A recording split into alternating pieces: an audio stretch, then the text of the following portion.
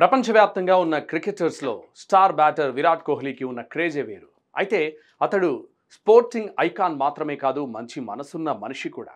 ఈ విషయాన్ని అతడు మరోసారి నిరూపించాడు. రాత్రంతా చలిలో తన కోసం ఇంటి బయటే వేచి ఉన్న ఫ్యాన్స్ కోసం విరాట్ ఓ సర్ప్రైజ్ ఇచ్చాడు. దీంతో ఆ అభిమానుల ఆనందానికి అవధులు లేకుండా పోయాయి. రీసెంట్గానే విరాట్ కోహ్లీ తన సొంత గడ్డపై ఢిల్లీలోని అరుణ్ జైట్లీ స్టేడియం వేదికగా దేశవాళీ క్రికెట్ రంజీ మ్యాచ్లో ఆడాడు. ఈ మ్యాచ్లో విరాట్ నిరాశపరిచినప్పటికీ అతన్ని చూసేందుకు భారీ స్థాయిలో అభిమానులు స్టేడియానికి తరలివచ్చారు. దాదాపు 16,000 మంది వచ్చారని అంచనా. అయితే అక్కడికి వచ్చిన చాలా మంది ఫ్యాన్స్తో కోహ్లీ ముచ్చటించి ఆటోగ్రాఫ్లు కూడా ఇచ్చాడు.